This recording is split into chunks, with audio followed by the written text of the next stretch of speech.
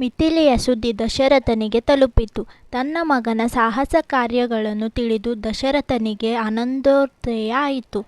ಜನಕ ಮಹಾರಾಜನಂತಹ ರಾಜಶ್ರೀಗಳ ಸಂಬಂಧ ದೊರಕಿದ್ದು ನನ್ನ ಭಾಗ್ಯ ಎಂದುಕೊಂಡ. ತನ್ನ ಸಂಪೂರ್ಣ ಪರಿವಾರದೊಂದಿಗೆ ಮಿಥಿಲಾಪುರದ ಕಡೆಗೆ ಪ್ರಯಾಣ ಬೆಳೆಸಿದ. ಮಿಥಿಲೆಯ ಮಹಾದ್ವಾರದ ಬಳಿ ಜನಕನು, ಅವನ ಪುರೋಹಿತರು, ಮಂತ್ರಿಗಳು, ಪುರಜನರು ದಶರಥನ ಪರಿವಾರಕ್ಕೆ ಭವ್ಯವಾದ ಸ್ವಾಗತ ನೀಡಿದರು. ಜನಕರಾಜನು ದಶರಥರಾಜನು ಪರಸ್ಪರ ಆಲಿಂಗನ ಮಾಡಿಕೊಂಡು ತಮ್ಮ ವಿಶ್ವಾಸ ಗೆಳೆತನಗಳನ್ನು ವ್ಯಕ್ತಪಡಿಸಿಕೊಂಡರು. ಜನಕ ಮಹಾರಾಜರು ಅವರನ್ನೆಲ್ಲ ಅತ್ಯುತ್ತಮ ರೀತಿಯಲ್ಲಿ ಸತ್ಕರಿಸಿದನು. ದಶರಥನ ಕುಲಪುರೋಹಿತರಾದ ವಸಿಷ್ಠರು ಜನಕನ ಕುಲಪುರೋಹಿತರಾದ ಸತಾನಂದರು ಒಟ್ಟಿಗೆ ಕುಳಿತರು. ದಶರಥನು, ಜನಕ ಮಹಾರಾಜನು, ಜನಕರಾಜನ ತಮ್ಮ ಕುಶಧ್ವಜವು ಅವರ ಜೊತೆಗೂಡಿದರು. ಅವರೆಲ್ಲರೂ ಅಪೇಕ್ಷೆಯಂತೆ ವಿಶ್ವಾಮಿತ್ರರು ಅವರೊಡನೆ ಸೇರಿಕೊಂಡರು. ಸೀತೆ ರಾಮರ ಮದುವೆಗೆ ಒಳ್ಳೆಯ ದಿನವನ್ನು ಗೊತ್ತು ಮಾಡಿದರು. ನನ್ನ ಇನ್ನೊಬ್ಬ ಮಗಳಾದ ಊರ್ಮಿಳೆಯನ್ನು ನಿಮ್ಮ ಲಕ್ಷ್ಮಣನಿಗೆ ತಂದುಕೊಳ್ಳಿ ಎಂದು ಜನಕನು ದಶರಥನನ್ನು ಪ್ರಾರ್ಥಿಸಿಕೊಂಡ.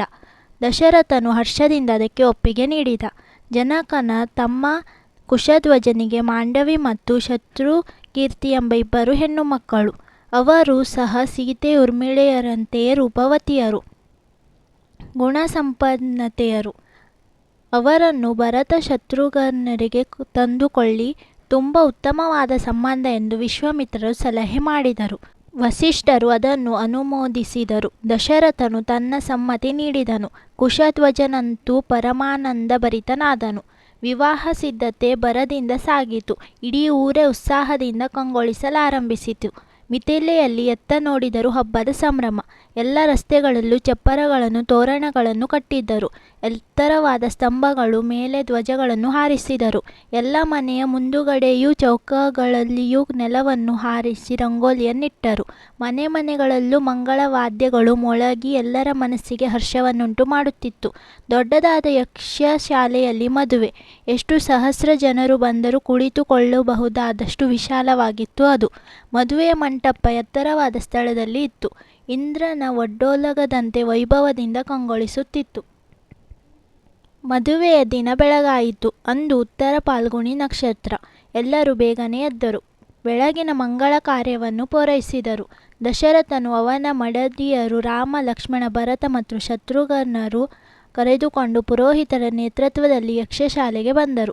ರಾಮನು ಅವನ ತಮ್ಮಂದಿರ ಮಂಗಳ ಕಂಕಣಗಳನ್ನು ಧರಿಸಿದರು. ಅತ್ಯುತ್ತಮವಾದ ಆಭರಣಗಳನ್ನು, ವಸ್ತ್ರಗಳನ್ನು ಧರಿಸಿ ದೇವತೆಗಳಂತೆ ಶೋಭಿಸುತ್ತಿದ್ದರು. ಕಿಕ್ಕಿರಿದು ಸೇರಿದ್ದ ಜನ ಮೈಮರೆತು ಈ ನಾಲ್ವರು ರಾಜಕುಮಾರರನ್ನೇ ದಿಟ್ಟಿಸಿ ನೋಡಿ ಆನಂದಿಸಿದರು. ವಿಶೇಷವಾಗಿ ರಾಮನ ಸುಂದರವಾದ ಮುಖ, ಬಲವಾದ ಮೈಕಟ್ಟು, ಮೋಹಕವಾದ ಮುಗುಳ್ನಗೆ, ಮುಖದಲ್ಲಿದ್ದ ವಿನಯ ಭಾವದಿಂದ ಅವರು ಮುಗ್ಧರಾದರು. ಸುಂದರವಾಗಿ ಅಲಂಕೃತವಾಗಿದ್ದ ವಿವಾಹ ಮಂಟಪದಲ್ಲಿ ಜನಕನ ಮಗಳಾದ ಸೀತೆ, ಊರ್ಮಿಳೆಯರು ಮಂಗಳ ವಸ್ತ್ರಗಳನ್ನು ಧರಿಸಿ ಶೋಭಾಯಮಾನರಾಗಿದ್ದರು. ಅವರ ಪಕ್ಕದಲ್ಲಿ ಕುಶಧ್ವಜನ ಮಗಳಾದ ಮಾಂಡವಿ, ಶತ್ರುಕೀರ್ತಿಯರು ಮಂಗಳ ವಸ್ತ್ರಗಳನ್ನುಟ್ಟು ಕಂಗೊಳಿಸುತ್ತಿದ್ದರು. ಅವರೆಲ್ಲರ ಮುಖ ಸೌಂದರ್ಯದಿಂದ, ಅಲೌಕಿಕ ಪ್ರತಿಭೆಯಿಂದ ಇಡೀ ಮಂಟಪವೇ ಮೆರಗು ಬಂದಿತು. ರಾಮ, ಲಕ್ಷ್ಮಣ, ಭರತ, ಶತ್ರುಘ್ನರು ವೇದಿಕೆಯ ಬಳಿಗೆ ಬಂದರು. ವೇದಿಕೆಗೆ ಬಳಿಗೆ ಬಂದರು. ಜನಕನು ವಸಿಷ್ಠರನ್ನು ಕುರಿತು, ಮಹರ್ಷಿಗಳೇ, ವಿವಾಹ ಕಾರ್ಯವನ್ನು ನೆರವೇರಿಸಿ ಕೊಡಿ ಎಂದು ಪ್ರಾರ್ಥಿಸಿದನು. ವಸಿಷ್ಠರು, ವಿಶ್ವಾಮಿತ್ರ, ಸತಾನಂದರು ಕೂಡಿ ವಿವಾಹ ಮಂಟಪವನ್ನು ಪೂಜಿಸಿದರು. ಶಾಸ್ತ್ರೋಕ್ತವಾಗಿ ಹೋಮಕುಂಡವನ್ನು ರಚಿಸಿದರು. ಅದನ್ನು ಹೂವುಗಳಿಂದ ಅಲಂಕರಿಸಿದರು. ಕಲಶಗಳು, ಶಂಖಗಳು, ಗಂಟೆಗಳು, ಗಂಧ, ಅಕ್ಷತೆಗಳು ಮೊದಲಾದ ಮಂಗಳ ದ್ರವ್ಯಗಳನ್ನು ವೇದಿಕೆಯ ಮೇಲಿಟ್ಟರು. ವೇದಗಳನ್ನು ಪಠಿಸುತ್ತಾ ಹೋಮಕುಂಡದಲ್ಲಿ ಅಗ್ನಿಯನ್ನು ಪ್ರತಿಷ್ಠಾಪಿಸಿದರು. ಅಗ್ನಿಗೆ ಆಜ್ಯವನ್ನು ಹುಯ್ದು ಮಂತ್ರಪಠಣ ಮಾಡುತ್ತಾ ಹೋಮ ಮಾಡಿದರು. ಉತ್ತಮ ಆಭರಣಗಳನ್ನು ಧರಿಸಿ ದೇವತೆಯಂತೆ ಕಂಗೊಳಿಸುತ್ತಿದ್ದ ಸೀತಾದೇವಿಯನ್ನು ಜನಕ ಮಹಾರಾಜನು ಶ್ರೀರಾಮನ ಎದುರಿನಲ್ಲಿ ನಿಲ್ಲಿಸಿದನು. ಅನಂತರ ರಾಮನನ್ನು ಕುರಿತು, ಶ್ರೀರಾಮ, ನನ್ನ ಮಗಳಾದ ಸೀತೆಯ ಪ್ರಾಣಿಗ್ರಹಣ ಮಾಡು. ಅವಳು ನಿನ್ನ ಪತ್ನಿಯಾಗಿದ್ದು ನಿನಗೆ ಧರ್ಮದ ಆಚರಣೆಯಲ್ಲಿ ನೆರವಾಗುತ್ತಾಳೆ. ನಿಮಗೆ ಮಂಗಳವಾಗಲಿ ಎಂದು ಹೇಳಿ ಸೀತೆಯ ಕೈಯನ್ನು ಶ್ರೀರಾಮನ ಕೈಯಲ್ಲಿಟ್ಟು ಮಂತ್ರದ ನೀರನ್ನು ಹಾಕಿ ಧಾರೆ ಎರೆದನು. ಇದನ್ನು ಮೇಲಿಂದ ನೋಡುತ್ತಿದ್ದ ದೇವತೆಗಳು ಬಲೆ ಬಲೆ ಎಂದು ಹರ್ಷದೋದ್ಗಾರ ಮಾಡಿದರು. ದೇವದುಂಬಿಗಳು ಮೊಳಗಿದವು. ಪುಷ್ಪವೃಷ್ಟಿಯಾಗಿತ್ತು. ಎಲ್ಲರೂ ಆನಂದದಿಂದ ಮುಳುಗಿದರು.